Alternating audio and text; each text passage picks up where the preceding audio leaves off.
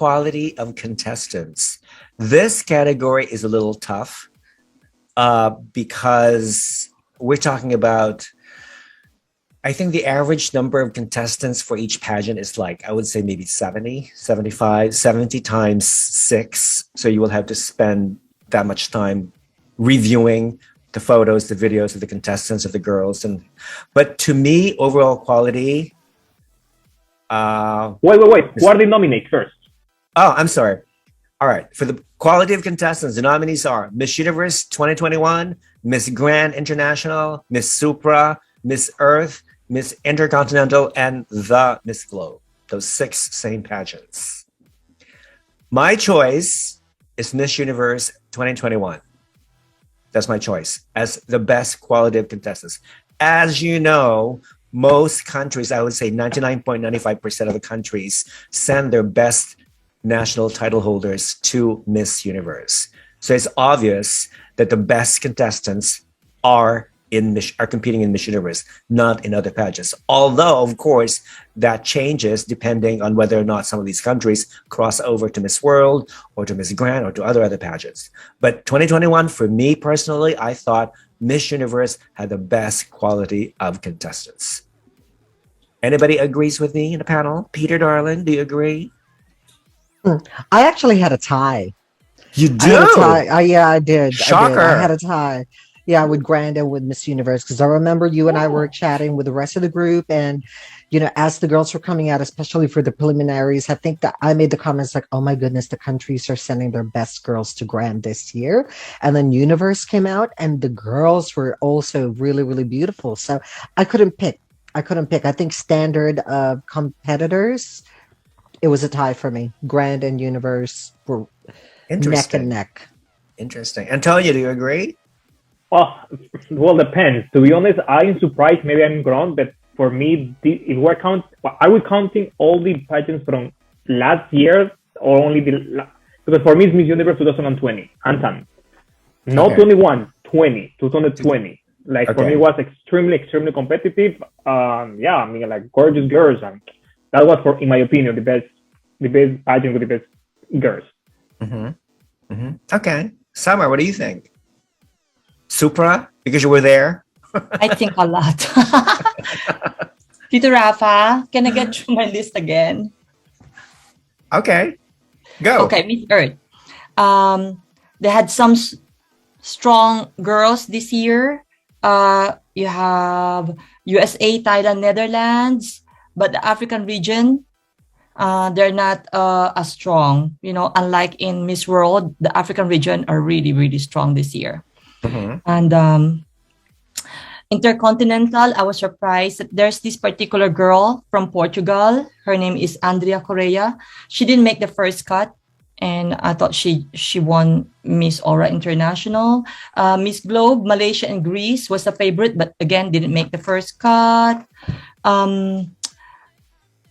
Now, when it comes to Miss Universe,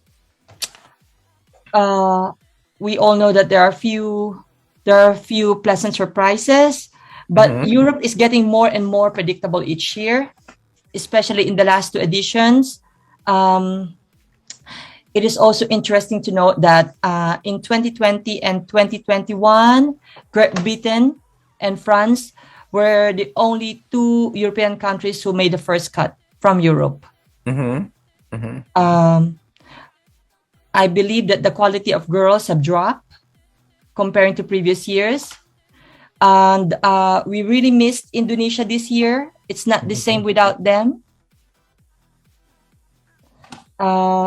This year, it was easier for me to choose the winners. And I would have had 5 out of 5 if Puerto Rico made it. There were no clearer El Tocuyos this year. Unlike last year. Yes. You have South wait Africa. a minute. Miss Universe Spain. She won. She was voted Miss El Tocuyo. By who? 2021. By the Filipino fans. She's actually traveling to the Philippines to be crowned Miss El Tocuyo 2021 by a Filipino pageant group. Yeah. Yeah, she said so during a live Instagram chat. Yep. Maybe because I'm just being a jilted lover because she unfollowed me. Oh, she did? Yeah, she did because she realized I didn't put her in my top 10, or I Oh put my her in my God. top 16 though. Oh dear. Yeah. Oh dear. Oh well. So is it at I was saying it should be back to top 20, 10, and 5 because it's a 3-hour show. Miss Grand International this edition had at least 10 clear potential winners. And I had a hard time choosing my top 20 because there were so many deserving girls like Cuba, Belgium, Thailand, and Japan. And Miss Popular Vote should be the 21st to join the cut, but not an automatic 10. And Supranational, for those who don't know, I was there for 2 weeks. Right. I was one of the judges. Your longest 2 weeks. Yeah, my longest 2 weeks. Oh, I enjoyed it, Tito Rafa. The girls were amazing. I'm sure you did. I spent lots of time with the girls, lots of time mentoring them, eating with them, day in, day out, 3 times a day. And the majority of the 24 finalists came from the Americas and Europe. I was surprised, though, that China did not make the first cut. And I met lots of amazing girls. And if we're talking about quality of contestants on a deeper level, special mention to Jihane, who also deserved the top 5 finish. Jihane from Indonesia. And I can tell you a story later about Jihane, Tito Rafa. And to spend time with these people, I think, though it's a beauty pageant, for me, the quality of contestant is more than skin deep. And I'm being biased again, having the time to spend time with these girls. The pageant with the most quality candidates is, for me, is Supranational. Okay. All right. Because you actually saw them in person. So that's why it's easy for you to assess. Yes, because I had the opportunity to be with them. You know what? That's funny. I think I probably would have said the same thing if I had been invited to Supranational in person. Same. Probably or any pageant actually, or any pageant for the matter, because I think it's automatic because the organization invited you as a media representative, and then they treated you to these free meals and other accommodations. And what do? Say something negative about the quality of the contestants? No. You just suck up to them, It's like a payback. Rafa, the truth is, we stayed outside because Michael is, he has a CKD, so we had to go somewhere where we can prepare our own meals. But everything was free. We could, but so we still spend time with the girls. I eat whatever I want to eat. And they're very generous with us, very kind, very accommodating. But the reason why I was like this towards Supranational, because just like what I said, I got to know them more in a deeper level. I tell you very, very quick story about Jihane from Indonesia. I felt really bad about this because, Tito Rafa, I'm doing my leaderboard, right? And I had no idea about these girls before I went to Poland.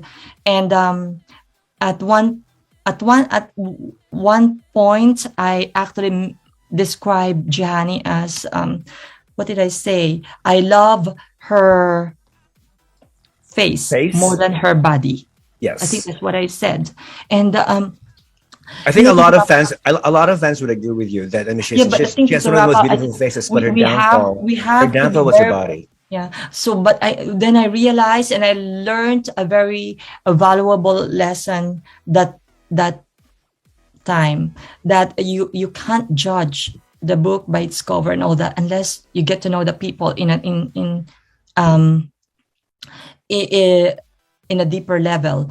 And I remember one time we were having lunch, so the girls, and Jihane casually approached us, and we were talking about a lot of things, and she said, when I was very little, when I was very young. When I was young, I was bullied a lot because of my body. You know, because that's what happened to her. But a lot of body shaming, and she said she was very big. She was a big girl, and so what she did is she tried to lose weight, and she lost weight, and so because of that, she had lots of hanging skin. Mm-hmm. And so what she did is she hit the gym, and that's why she built this type of body, muscular body, athletic body. Yeah, she's also big boned. Yeah. Yeah.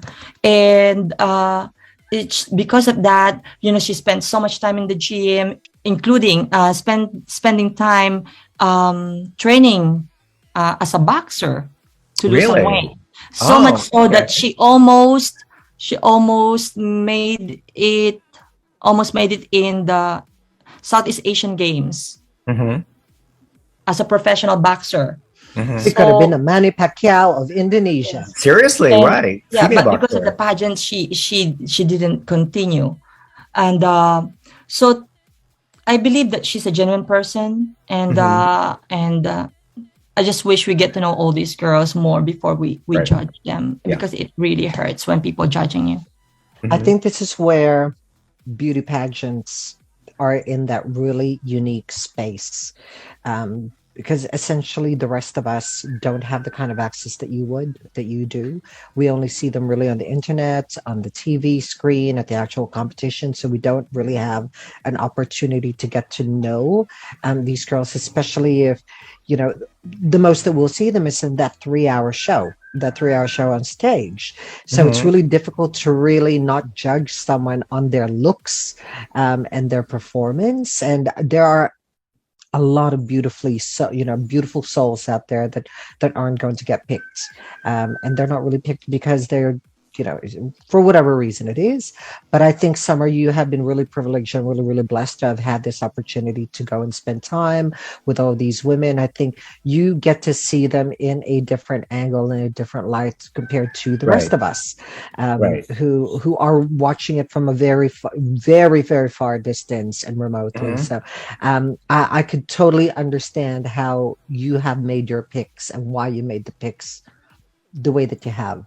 Thank you. Yeah, and look, you know, the last time that we had gone and attended pageants ourselves, you know, there's a lot of girls that, you know, for example, 2013, when I was at Miss Earth in Manila, there are a lot of girls who didn't make the cut that I thought should have deserved it, only because they had such beautiful hearts and they had valid reasons to be at the pageant. And the ones that actually got through is like, what the hell are they going through? Has no one been watching them behind the scenes?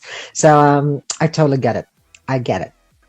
Antonio, your pick for best quality of contestants. Oh my gosh, sorry. I told you already. I think it was Miss Universe 2020, not 2021. Okay, sorry. 2020. Yeah, right. Okay, Peter already said his, so we're all set.